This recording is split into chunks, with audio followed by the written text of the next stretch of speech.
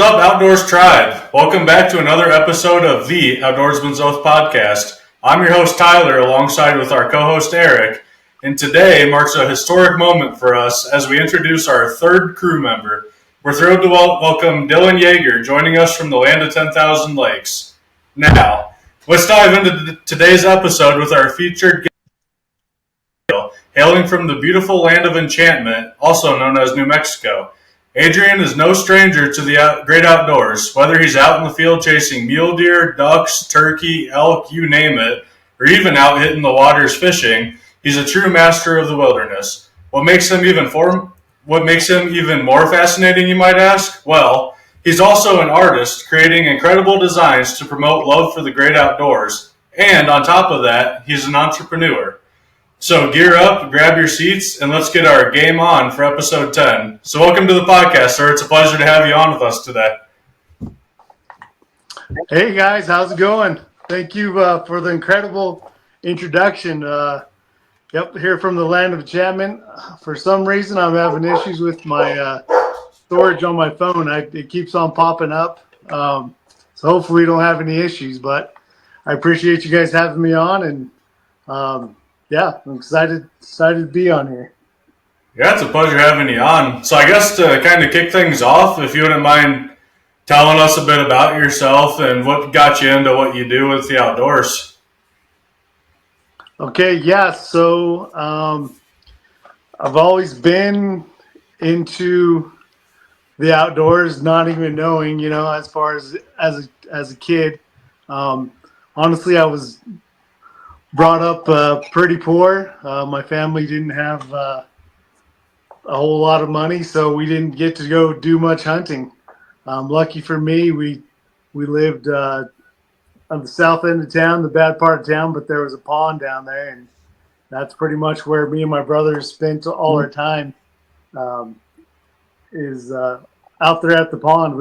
It's called the Pit. It was actually an old gravel pit.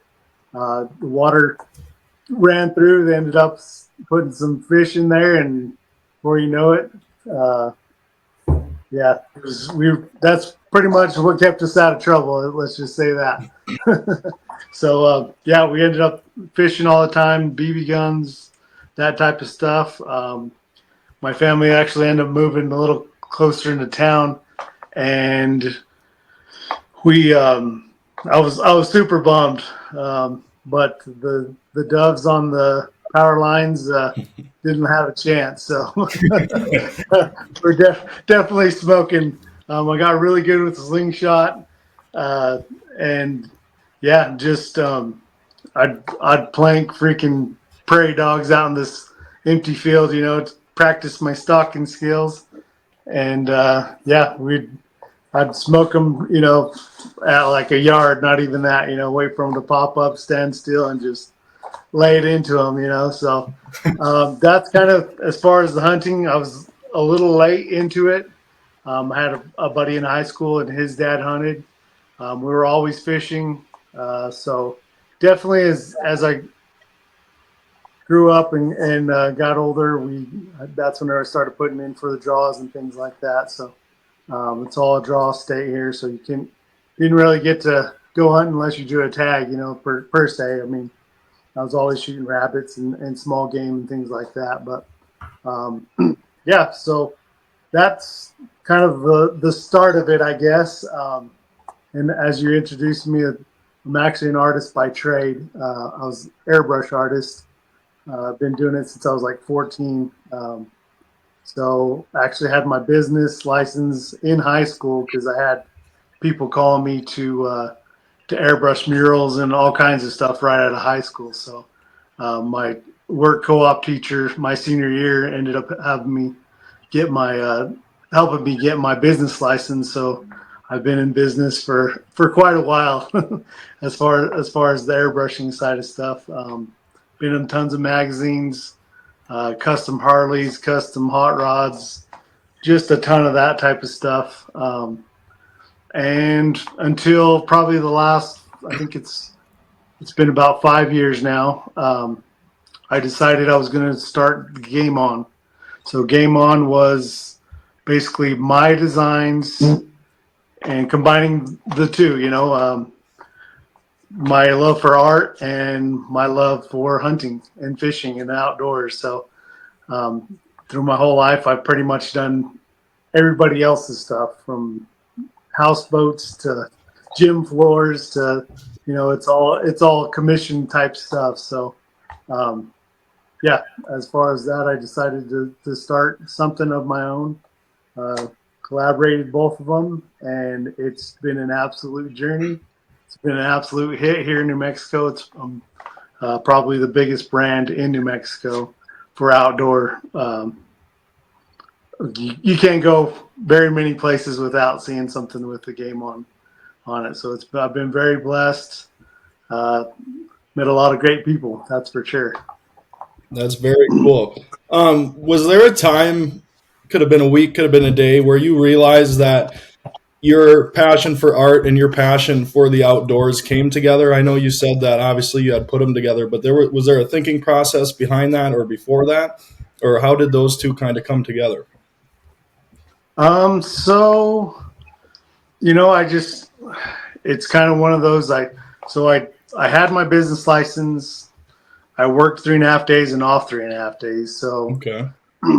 it was kind of raising a family and that type of stuff. The insurance side of stuff is always good, versus that's probably one of the biggest things was a small business is insurance. So anyways, it just got to that point where I was kind of burnt out on airbrushing, and I did the very first shirt. I had drawn the mule deer was my first design, and I drew the mule deer and went to our local archery shop. I'm like, hey, I just have a design. I have ideas. Do you guys interested in buying some of these shirts? So I mean, he's like, yeah, let's try them out. The first batch, I think I did maybe about 50 of them, Okay. and they sold out like in 2 days. Wow. So he's like, man, I have never had this happen.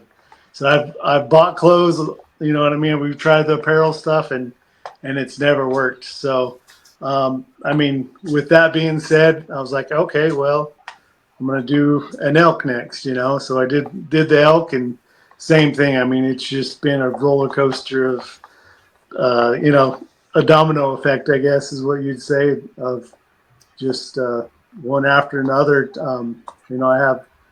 I lost a ton of money with past designs not doing registered copyrights on them. Mm-hmm. So that's kind of my hold up. I send mail everything off to get a registered copyright, which used to be like 8 months. Now it's like 12 to 14 months, so I'll do like 7 or 8 of them all at once, and then for the following year, and then I'll reintroduce them, you know what I mean? But one of my designs, I had Cam Newton. He was using it. It's actually on the front of his car of a logo I did. Just, yeah. I learned my lesson the hard way. Yeah. Kind of a wild ride. Up here in Minnesota, we call it a snowball effect. Yeah, that's it. So, but yeah, I would say that was probably, hey, let me try this out. I've always airbrushed. I started getting into, at the same time, was getting into more of the graphic design part of it, the digital side of it. So once I did that, tried to learn some of that stuff, and then all self-taught. I never went to school or anything, but just kind of one of those. Kept at it, kept grinding. Very cool. Do you just sell all this stuff through like your website, or do you have other places you sell them through? So I have 12 vendors throughout the state right now. I have one in Arizona also now. So I've been picking up some the last few years. I've been pick up 3 or 4. So it's been kind of nice, and they go through it pretty quick. I actually shipped out two orders today to vendors. So pretty good turnaround, and just keeps going. Like I said, I've actually been I do a lot of online, and I've sent them all across the United States, which is pretty awesome. That is awesome. That's a pretty cool story how it kind of came about. So, as both a hunter and an artist, how do you find that balance between like that thrill you get with your hunt and the creative process of designing your outdoor artwork and things like that? I think it's just the beauty of nature. You know what I mean? It's like that's inspiring to me. You know, seeing a big mule deer, and it's inspiration every time I go out to the woods. You know, I've always loved the outdoors, loved fishing, so it's kind of inspiration. I don't know. I wouldn't say that they're competing up against each other than the business aspect of it. You know what I mean? Mm-hmm. Trying to get out and have fun and create content and still have to come to work and get stuff going out the door. So that's the worst part of it, I think. Right. What are you more into then, the mule deer side or the elk side for hunting or doing the art? You know, I have.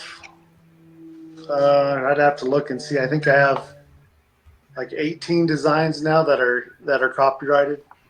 But I love elk screaming, but we have big muleys here up in where I'm from. It's probably the biggest mule deer unit as far as trophy mule deer, you know.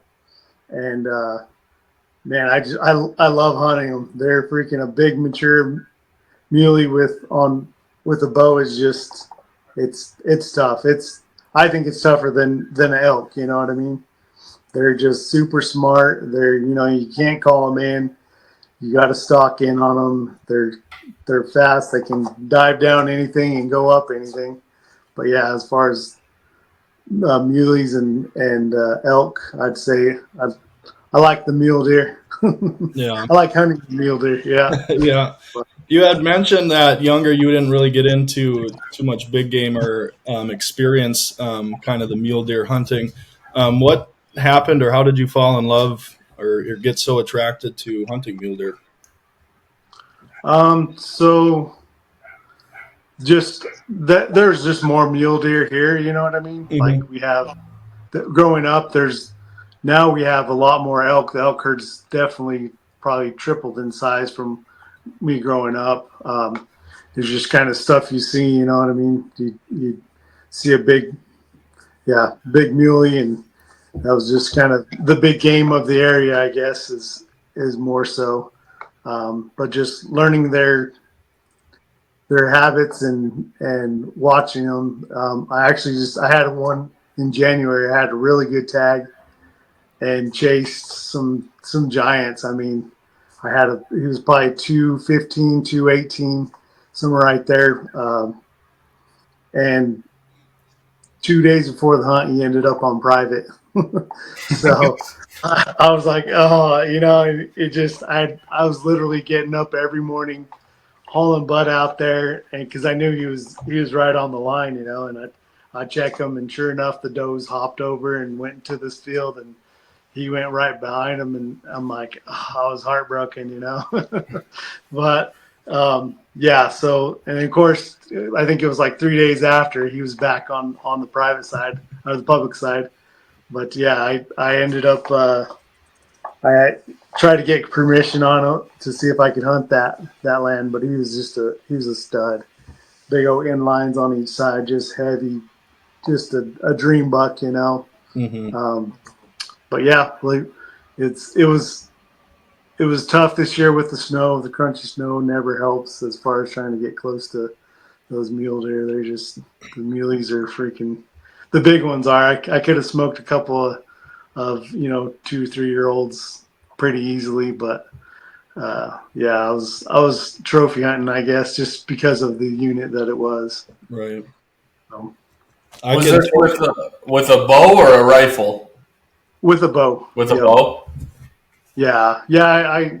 I mean, I like rifle hunting, but there's something about, bow and stock and that whole deal that's just, it it gets you. You know what I mean? You getting that close and everything. It's a game of inches. I the very last day, I had a huge. It was a wide 3x3. He was probably about 32, 33 inches wide, and I just knew I had him. My brother had gone on his tracks and bumped him. I saw him take off. I ended up hopping in my truck and hauling butt, and luckily there was a road with right above him. Stopped, hopped out, got to work the edge, came down, and his head was in the tree, and he had no idea I was there. It was a little bit of an incline. Sat there, ranged him. It was 62 yards. I moved over because I kind of got nervous. I knew it was him, but I'm like, okay, I can't just shoot him. I can't see his head. So I'm like, okay. So I moved over a little bit, ranged again, 60 yards. I'm like, okay, one more time, 60 yards. I mean, he had no idea it was there. He was looking towards where my brother was, which he was like 400 yards down, but he was looking that direction. And so I draw back. I'm sitting there, taking a breath, nice and calm. I'm like, all right, here we go. And I take one step over and I see an antler. I'm like, okay, that's him. I gave myself the confidence. Sat there, took a breath, held, let it go, sitting there, literally watching it just drop in. So it was like a tree. There was two branches that came across. I could see his vitals. It was going to be a down, kind of a quartering away. Not really, but as far as the angle was, it was kind of going down in there, and I could literally watch the arrow as it goes in. And last second, boom, hits a little twig. Like, I don't know. I'm like, oh, and it goes right over his back. I mean, yeah, I'm like, what the heck? How did that happen? And he jumps out, and there ended up being there was two bucks with him. The other buck, he was behind the tree, and I never saw him. But yeah, he jumped up and cruised out, and this was the last day, and I couldn't get back on him. But I mean, that's I have yet to kill a big muley with a bow. I've actually drawn back the last time I had a tag, and he was a 219. They ended up shooting him, but yeah, I had him the same way, drawn back 40 yards. He's feeding out of the trees, sitting there, and I draw back right when he's behind the trees, waiting for him to come back, and his buddy saved his life. I never saw him. He was to my right, like literally probably 25 yards, bedded down in a tree, like sitting there eating, I guess, because there was all pinon all around him. He was just bedded right there. But once he saw me draw, he jumped up. Both of them left, and I had been on that buck 3 times that hunt. But yeah, so I guess it's somewhat of a vendetta to try to get on him. But How long does it take for you to get that tag? So the last one that I had, I drew it 8 years before, so it took me 8 years to draw it again. Dang. So yeah, that was last year. So, and like I said, just things didn't come together the very first day. It was a bad deal. I ended up, my string actually derailed the first day. I had my buddy, he called them no eye guards, but he was 190, 195 inch, typical, just a big, huge, giant frame. And he had him on camera. We knew he was there. Sure enough, we're driving, come around the corner, and he's bedded like 50 yards off the road. He jumps up immediately and takes off running. I get out of the truck. I have my 83 yards, draw back, and he takes off. Boom, gone. Well, he ends up coming up on the sand hill. I hop back in the truck and we try to go back around, and I find myself, he was at 128 yards.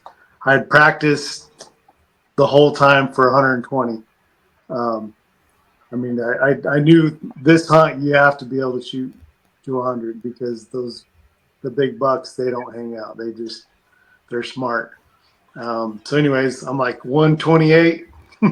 I had 120. I dialed it to 128. I'm like, I'm hitting a paper plate at 120. I'm like 8 yards. I can do it.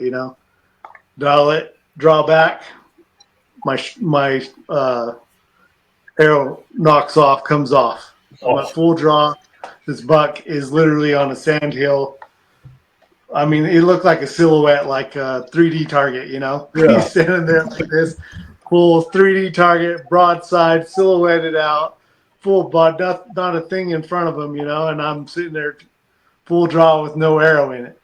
Well, so I kind of come down like this and start to let in, and the arrow is the way that my rest and the riser was set up. I couldn't let down. It was like going to hit my hand, So I kind of torqued the bow back in. As I drop back down, the string derails. Boom! Literally lose the whole freaking, like kind of like a bike chain, I guess. I torqued it so much that whenever I let down, it came off the freaking. So here I was, giant muley standing there, no way to even shoot him, no way to hunt him, and just wanted to cry, I guess. Dang, I would have cried. Yeah, I'm crying right now. yeah, it was, and of course, I had like 4 buddies with me, or my son, and then 3 other buddies, and I'm like, did any of you guys record that? They're like, no, we were all watching. We were waiting for you to drop them, I'm like, well, good, because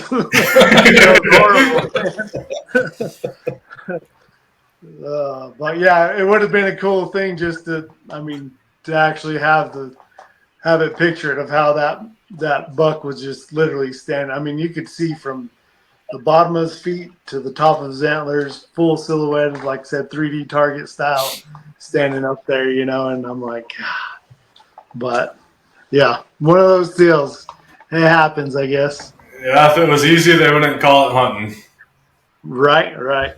Seems like usually you get in a good situation like that, and there's always something bound to happen, no matter what. Yeah. You just, so when it comes together, it comes together. When it doesn't, it's there's nothing you could do. I've had some stories, that's for sure. Yeah, it's definitely a story right there. So, I know before we started recording, you mentioned that you know Armando with Bow Hitch there. How'd you guys kind of, I guess, get together or get to talking? Yeah, New Mexico, it's, as far as the hunting community, it's pretty tight, A lot of the people, if you're into hunting one way or another, you know what I mean?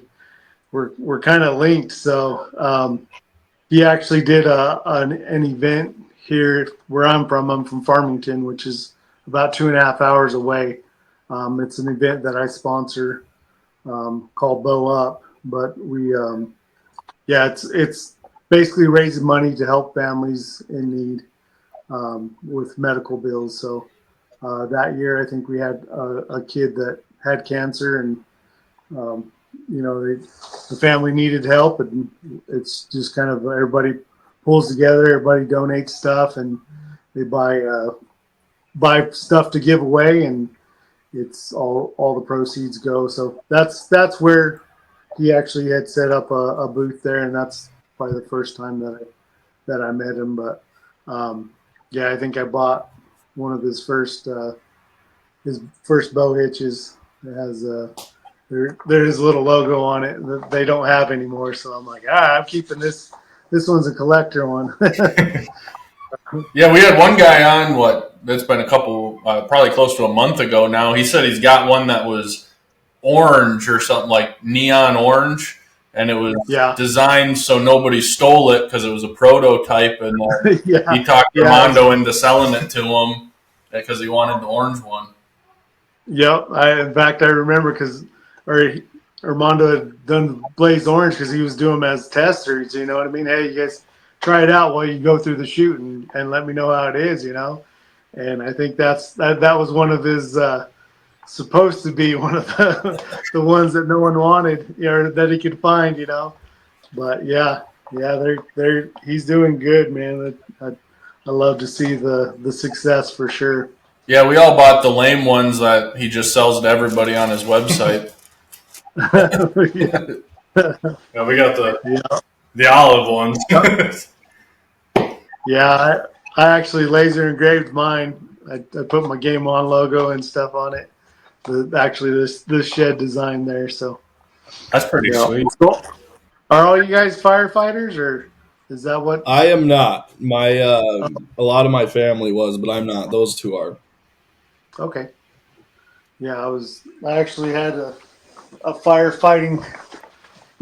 I sell these online, but they're a little bit of a as the firefighting logo with elk and deer, and a forest in the back. A lot of the forest guys will buy this, but I have the New Mexico version. That's the muley. You have to buy one of those and wear it at work. Rep your brand. Yeah, Yeah. I was gonna say. I think I know two guys in South Dakota that probably buy one. Actually, the crazy thing is, I had a guy here today in my shop from North Dakota. Really? I guess, yeah, he's from around here, but he's working up. He's been working up there for the last 3 or 4 years, I guess. But I was like, that's kind of random, you know. Yeah. But yeah, So, I guess since you said New Mexico is kind of a small hunting community, do you know the boys over at Gila Monster Outdoors? yes, I do. So we were just down there hunting Barbary sheep with them. What, 2 weeks ago? I don't even think it's been that last weekend, wasn't it? Yeah, but they were talking about how they knew you and they followed you, and I was like, oh shoot, he's coming on the podcast. He's coming on. Yeah, it's actually pretty cool. You know what I mean? Like just having the hunting community so close. You know, or I mean, as far as like communicating with each other. You know, we all try to help each other out in different aspects. So pretty cool. I actually got a call this morning. I'm going to try to get involved with doing a kind of a first hunt program with some guides that they wanted to donate a few elk tags for people that either or kids that didn't draw because my son actually turned 18 turns 18 this month, but it was tough. They have youth tags and man, it's tough for them youth, and that's that's our whole future. You know what I mean? As far as hunting is getting these kids involved, and if they can't hunt, man, that's just, or even if it's not a good experience, you know what I mean? Trying to get them out there to continue the heritage, and that's kind of the Game On name. I don't know if you can see my logo in the back right there, but it's and not many people probably know this, but it's actually a power button, kind of like a video game would be, but it's more. I kind of wanted to attract the younger generation. You know what I mean? There's tons of gamers, but it's a whole different. Let them experience Game On. You know what I mean? It's just something different, than what a lot of kids don't get to experience. If their parents are hunting and they may like it, they may enjoy it, but if their parents don't do it, then you know what I mean. They're in my boat, I guess. Of course, my dad, he was always fishing. You know what I mean, but. Yeah, that's kind of power up the outdoors, I guess, is what I would say.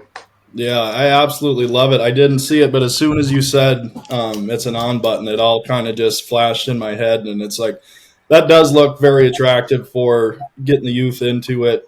Something a little more modern for them. And now that we're touching back on the Game On, I started to see a little bit more of the member groups and stuff popping up on Instagram pages. But for the listeners and some people who may not fully understand what the member group is or aware of it, can you kind of explain what your Game On crew does on Instagram and why you guys enjoy it and kind of how it keeps you all together? Yeah, so it's the camaraderie of the outdoors. You know what I mean? It has a magical touch per se. You know, I mean, you share a hunt with somebody, and you're instantly best friends. I don't care what you say. You know, what I've said all the time: a kid will forget his 12th birthday. You know what I mean? I couldn't tell you what I did on my 12th birthday, but you take them hunting, dude. You're going to be able to tell every last inch of the story of a hunting story. You know what I mean? Mm-hmm. Like that's just something that stays with you. You know, I always try to keep my page clean, kid friendly. You know, there's lots of kids that are out there that are watching. I have lots of kids that follow, and it's kind of one of those things. You know, I always try to get kids involved in the stuff that I do. I'm fixing to do a turkey hunt for a kid. This will be the third year we've done that. Trying to just encourage people to get outdoors and connect with each other, outdoorsmen. You know, there's this attitude of outdoorsmen's got to be tough. You know what I mean? And I'm not like that. I want to have fun. You know what I mean? I'm like, you know, we're not all tough guys. We're not all going to shoot a 200-inch buck. We're not, you know, we're out there to enjoy wildlife. It has a healing aspect to it. You know what I mean? The outdoors, connecting with yourself. That's kind of what I'm about. You know, I've had numerous people tell me like, man, I came into this guy had a Game On hat at Walmart, and we started talking. Next thing you know, dude, we're hitting the lake this weekend, you know?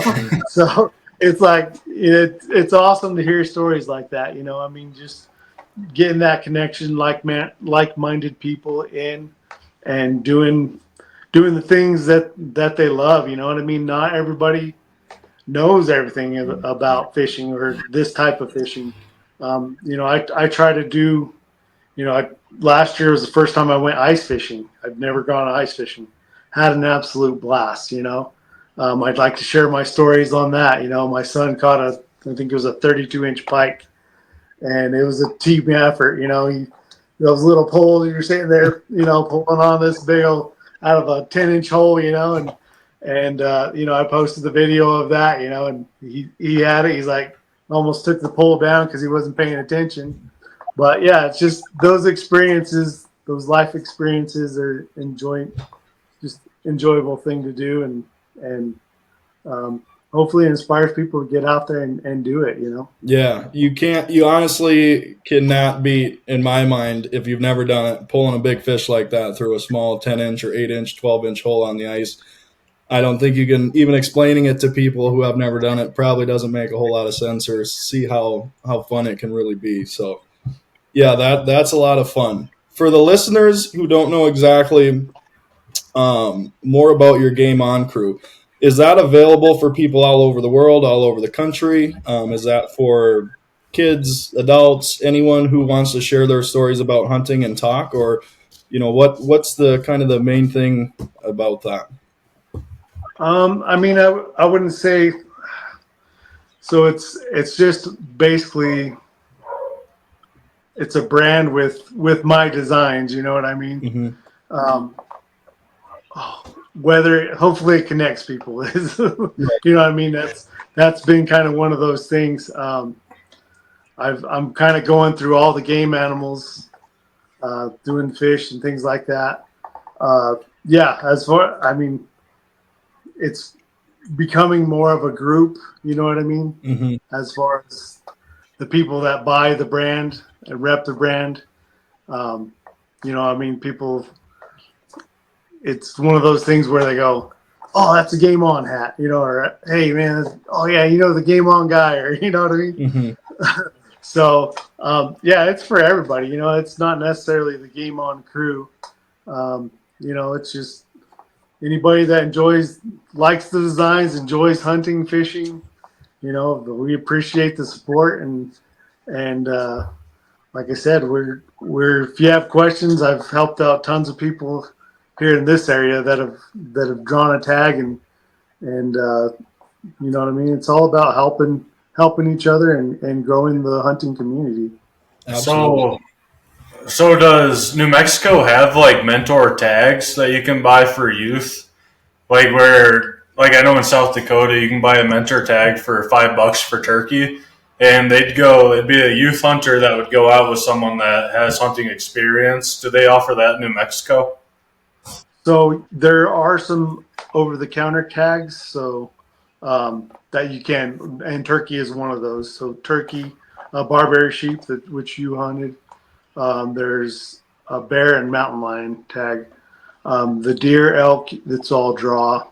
So that's kind of, I mean, that's why I do a turkey one, is because that's more friendly as far as for kids. You know what I mean?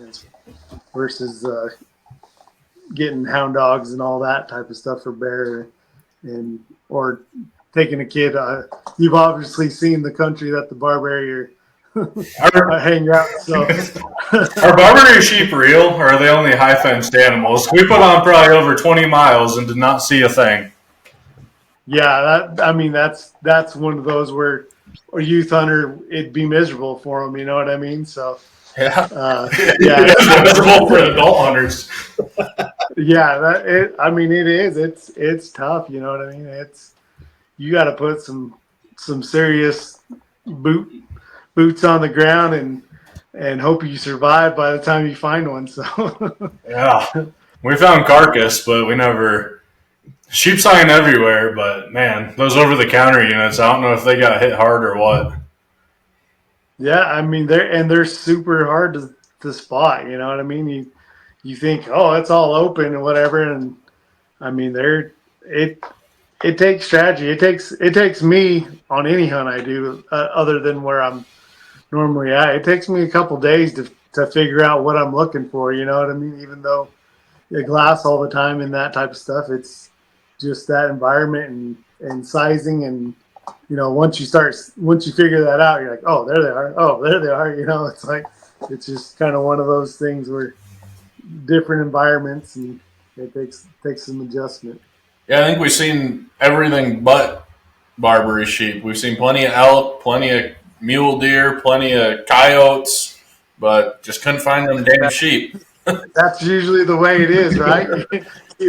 You're deer hunting, you see a giant elk, it could be a record, and the opposite. You know, I mean, yeah, it's definitely I think that's kind of something you can expect sometimes. You're like, I can't find a thing, or you have a bull tag and all you see is cows, or you have a cow tag, all you see is bulls. You know, it's one of those things. It's a mystery.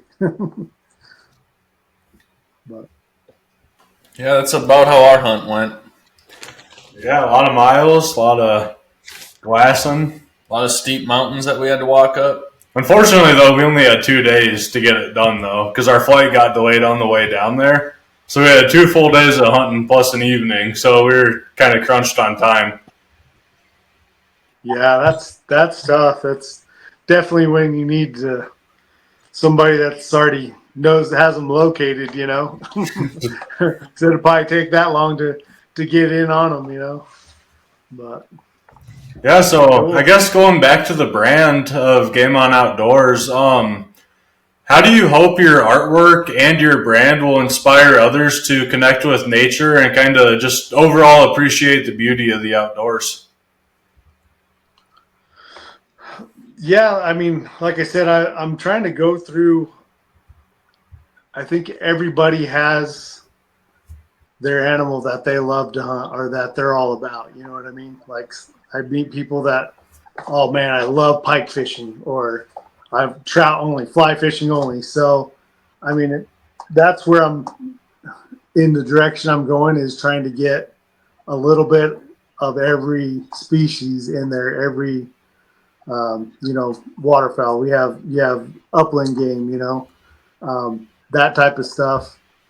And like I said, I've heard it 1,000 times. Somebody, oh, I seen so and so. In fact, today I had like 3 guys send me messages. Hey man, I saw this. They're clear across the state and they're sending me on Instagram. Hey, I saw this in Las Cruces, or I saw this you know, I saw this truck over here in Texas, with the Game On deal. I mean, as far as I want it to be a recognized uh, design, or that pretty much tells you, hey, I'm a hunter. You know what I mean?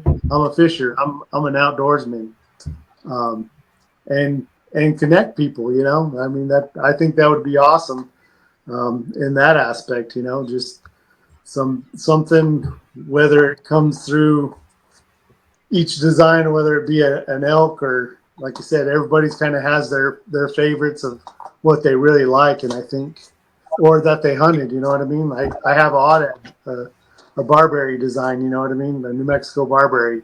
You'd be like, oh, I got this from New Mexico when I went hunting, and which is cool.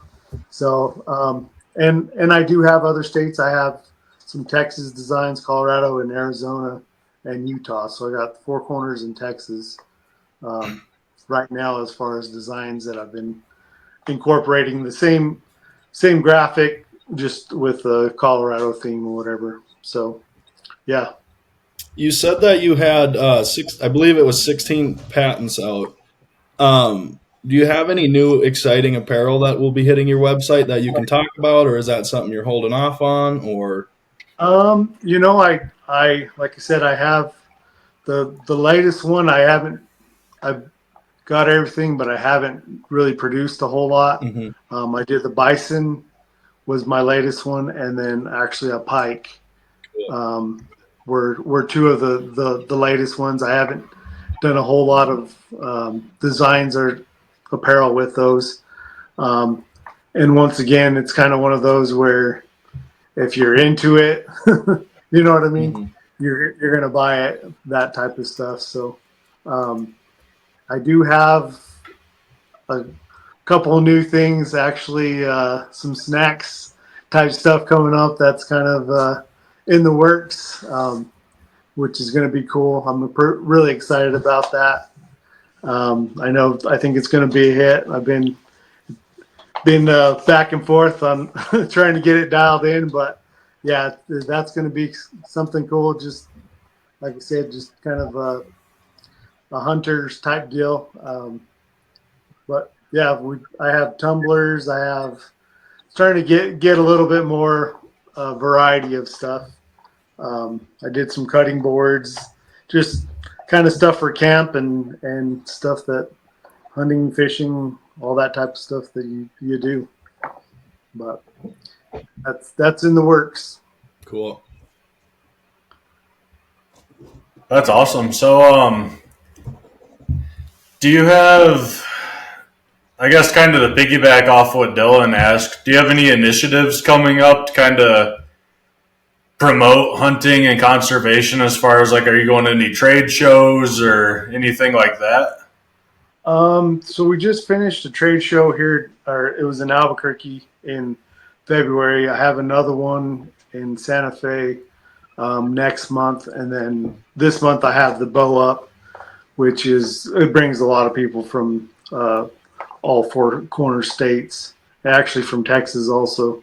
So, but I usually set up a booth there and sell hats and shirts and things like that. But we actually have a shop shoot that we invite all the shops to create a team, and that's the day before the shoot. So all we ask is you donate something for the raffle for the next day.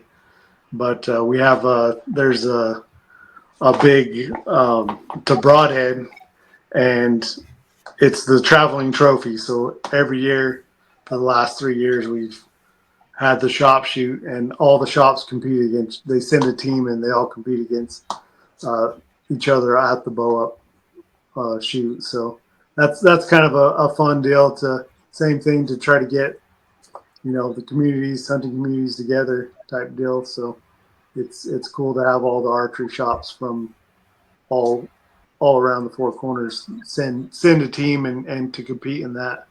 And then we do buckles and donate those, or the winners will get those along with some prize packages. So that's our next event, and it's in a couple weeks. Have you won the trophy? What's that? Have you won the trophy yet? No, I actually got to put a team together. So as far as for my shop team, it's the Game On team. So I think I'm going to switch it up this year and try to get all female shooters. So I think it'll be awesome if the girls beat the guys. So I think that's going to be my goal. I got to start that this week. So hopefully Friday I'm going to start getting a few female archers and see if I can get a team together and see if we can whoop up on these guys. So do you already have your roster ready, or do you still have to kind of put it together? Yeah, I mean, I have an idea of a few of them, so hopefully they'll be good with it. So, but yeah, I think it'll be fun. It'll be interesting. So, who's currently got the trophy? So a place actually down in Las Cruces, High Desert Archery is the one that has the trophy this year. So they won it last year. They brought a heck of a team, and it was close, but they pulled it off, man. They were shooting good for sure. So I'll have to show you. I don't know if I'm gonna. This is it's similar to that right there. Oh wow! The broad, but that's a mule deer with that broadhead on there. Cool. Yeah, so it's kind of neat for them, or to keep it. Like I said, they get buckles for that year, and then every year, whoever wins it keeps it at their shop on display for that year and brings it back the following year. So it's been a good deal. Like I said, they've helped out. I think as of last year, they're like at $140,000 raised. Wow. So, and then, like I said, they've over 3 years they were able to help out several families with medical bills and stuff like that. So, pretty good deal. They give away, I think, 3 hunts. There's actually an oddad hunt, a whitetail hunt, and then I think there's a mule deer hunt. So there's 3 hunts that you can win at that event. It really is a cool event, and like I said, benefiting a family or two, just depending on how that works out. But okay, and I mean, if there's any way, I guess that bow up that you were talking about, that event, that's really cool that you guys do that. If there's any way we can help, feel free to reach out, because I know you said you help sponsor it, and we'd be down to send stuff or help out however we can with that. So okay, yeah, I appreciate that. Yeah, like I said, it's they do. It really is a cool event, and they usually, I think last year we had 418, something like that, 415 shooters there. So, which is a great turnout. It's a family-friendly event. They actually have a little kid course that they monitor, so like little kids can bring their bows, and they have a target set up for kids, to practice, and they have somebody there helping them out. But yeah, just said family-friendly event, just promoting, helping out people pretty much. that's awesome. Yeah, I'm jealous. I'm very happy for everything that you guys are doing down there. That means a lot. And like Tyler said, if we can help out in any way, let us know. But now going through this podcast with you, you do a lot of stuff. So my question is, what would your perfect workday look like? Could be during hunting season, could be out of hunting season, but it sounds like you do about 15 different things. So if you could Piece it all together in one day, what would that be? Well, that's so funny you asked. My actual business is called Air Graphics. So that's the business I've had since 1999. I have a great customer base. It's been successful.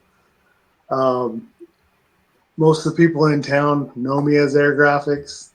The rest of the world knows me as Game On. So I'm kind of playing two roles right here. I'm like, okay, I jump back and forth. No, I mean, my absolute favorite thing to do is watch a kid be successful in a hunt or even go hunting. First time hunters, that type of stuff. I mean, that's if I could figure out a way to take kids hunting, that would be pretty cool. You know what I mean? Mm-hmm. Just their excitement, the ups and downs, and that type of stuff. Yeah, that would make my day just about every day. I'm pretty sure. That's an awesome answer. Not one I was expecting, but probably the best one you could get. Yeah, yeah. So, like I said, I'm very thankful for the support from New Mexico. I mean, they've helped this brand grow tremendously. All those locals, the small shops that have taken it on, I mean, it's somewhat of a risk, but everybody that has taken on said, I don't even have an order list, like literally, as far as sending hats and things like that. They tell me every day. They'll call me and say, "Hey, I need another stock order," and they don't even tell me what they want. They just send whatever. It all sells, which is, you know what I mean. And it's been that way for the last 3 years. I mean, Business. very rarely do they say, "Well, I need 3 of these, 4 of those, and 7 of these." Like it's literally been that much of a blessing. I mean, it really has been. It's I don't even can't even explain it other than I'm just really thankful, and it's a God's blessing. So like I said, if we can keep a good vibe and positive, try to keep positive, and everything just falls into place. So Nice.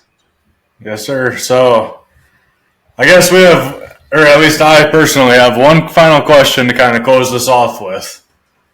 So, what does being an outdoorsman mean to you personally, and how does that influence the mission and values of your brand, Game On Outdoors?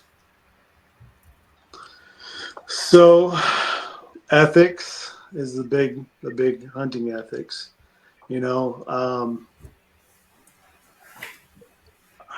It definitely shows your personality, shows what you do whenever no one is around, whenever you're hunting. Shows a lot about a person. The hunting community in itself, it's at a different level, in my opinion. Like the people, I mean, they're down to earth.